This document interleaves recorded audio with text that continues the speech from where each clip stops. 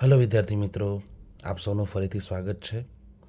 ધોરણ 10 વિષય અંગ્રેજી ગુજરાતી માધ્યમ. આજે આપણે જોઈશું બે અગત્યના શબ્દો જે તમારી એક્ઝામના પોઈન્ટ ઓફ વ્યૂથી બહુ જ અગત્યના છે. હાઉ મેની અને હાઉ મચ. તો હાઉ મચ ક્યારે યુઝ થઈ શકે છે અને હાઉ મેની ક્યારે યુઝ થઈ શકે છે આજે આપણે જોઈશું. સૌથી પહેલાં આપણે હાઉ મેનીનો મતલબ સમજવાનો પ્રયત્ન કરીએ. હાઉ મેની એટલે શું? હાઉ મેની કઈ જગ્યાએ વપરાય? હાઉ મેની જ્યારે કાઉન્ટેબલ નાઉન્સ હોય એટલે. કાઉન્ટેબલ નાઉન્સ એટલે શું કે જે નાઉનને આપણે ગણી શકીએ. દાખલા તરીકે બુક્સ છે, સ્ટુડન્ટ્સ છે, સ્માર્ટફોન છે, એટસેટ્રા એટસેટ્રા, બરાબર. જેને આપણે ગણી શકીએ એ શું કહેવાય? Countable nouns. અને જ્યારે કાઉન્ટેબલ નાઉન્સ આવતા હોય ત્યારે હાઉ મેની વપરાય છે. એની સામે આપણે હાઉ મચ વિશે જાણીએ. હાઉ મચ ક્યારે વપરાય છે કે અનકાઉન્ટેબલ નાઉન્સ હોય ત્યારે. અનકાઉન્ટેબલ નાઉન્સ એટલે શું? એવા નાઉન્સ જેને આપણે ગણી ના શકીએ. ઉદાહરણ તરીકે આપણે લખ્યું છે શુગર છે, મિલ્ક છે, ટાઈમ છે, એટસેટ્રા.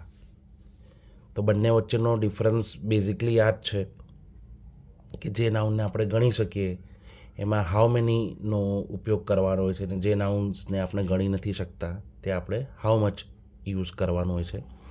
આપણે 3-4 ફિલ ઇન ધ બ્લેન્ક્સ લીધેલી છે. ચલો આપણે જોઈએ કે કઈ જગ્યાએ હાઉ મેની યુઝ કરી શકીએ અને કઈ જગ્યાએ આપણે હાઉ મચ યુઝ કરી શકીએ છીએ. તો પહેલી ફિલ ઇન ધ બ્લેન્ક્સ છે blank subjects do you study in standard 10. બરાબર, 10મા ધોરણમાં તમે કેટલા વિષય ભણો છો? તો વિષય આપણે ગણી શકીએ, કાઉન્ટેબલ નાઉન્સમાં ગણાય. તો અહીંયા શું આવશે? How many. How many subjects do you study in standard 10th. બીજું છે blank water do you drink per day. તમે રોજે કેટલું પાણી પીવો છો? હવે પાણી શું છે? Uncountable noun. તો અહીંયા શું આવશે? How much.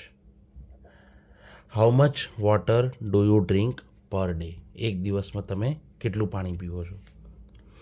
ત્રીજું છે blank runs have been scored by Sachin in cricket. Sachin દ્વારા ક્રિકેટમાં કેટલા રન બનાવેલા છે, એટલે અથવા કેટલા રન સ્કોર કરેલા છે? તો રન કાઉન્ટેબલ નાઉન છે, તો શું આવશે? How many. ચોથું વાક્ય છે blank power does she consume during summer.